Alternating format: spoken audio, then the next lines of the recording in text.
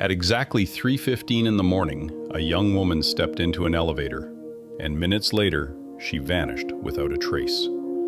What the security camera captured next still doesn't make sense. Inside the elevator, she begins pressing multiple buttons, one after another, then suddenly steps back like she's trying to hide. The doors refuse to close. She leans forward, looking outside, left, then right, as if she's checking if someone is there, but no one appears. Then her behavior becomes even more unsettling. Her movements, her gestures, almost like she's reacting to something we can't see. Moments later, she walks out of the elevator and disappears. Her name was Elisa Lam, and what happened to her that night remains one of the most disturbing mysteries ever recorded.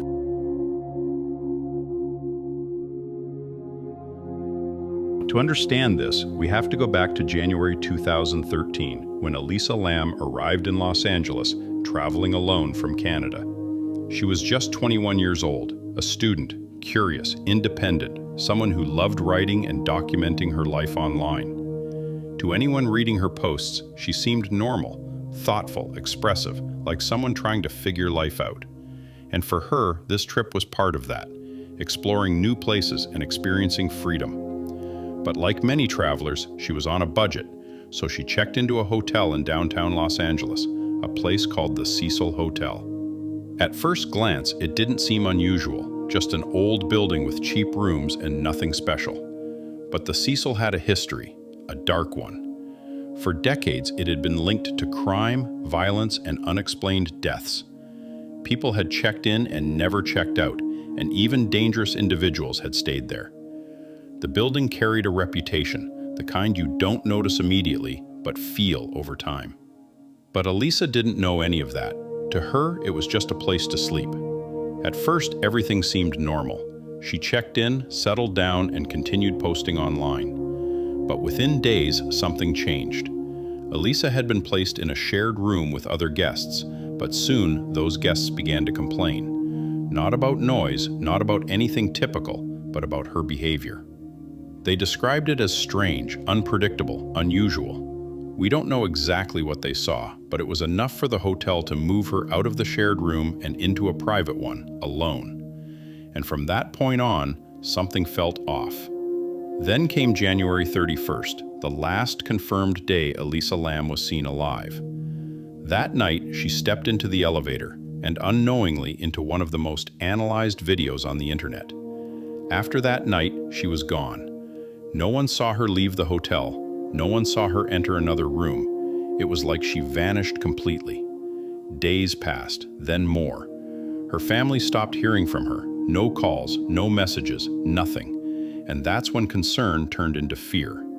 They reported her missing. Police got involved, and a search began. They searched the hotel, room by room, floor by floor, checking hallways, staircases, even the rooftop.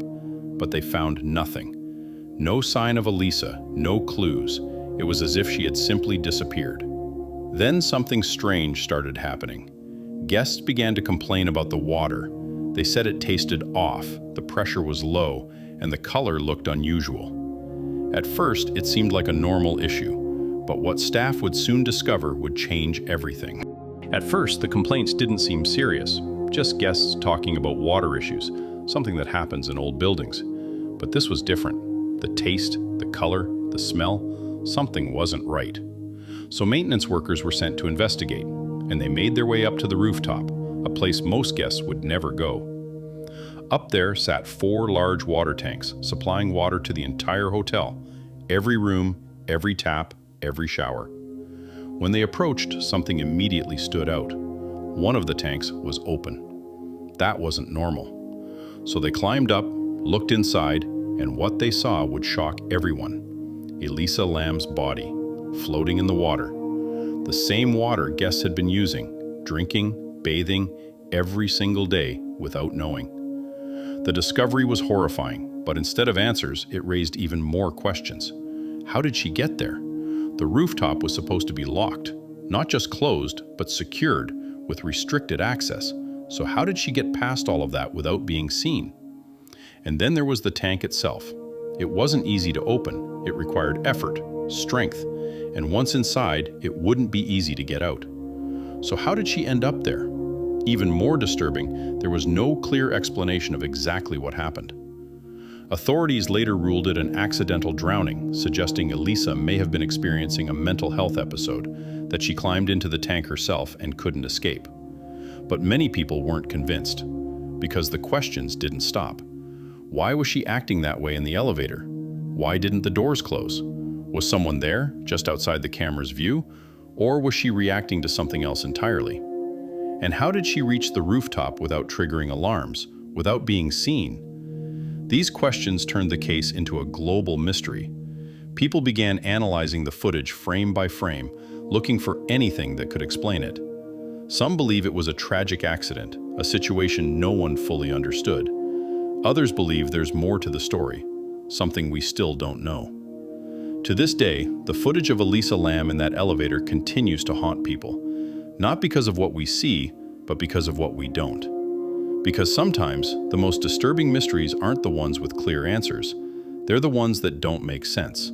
The ones that leave us wondering long after the story ends. And whatever happened to Elisa Lam that night, one thing is certain. She walked into that elevator alone. But what happened after that remains a mystery.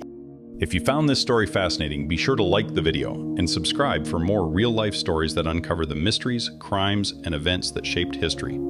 Thanks for watching.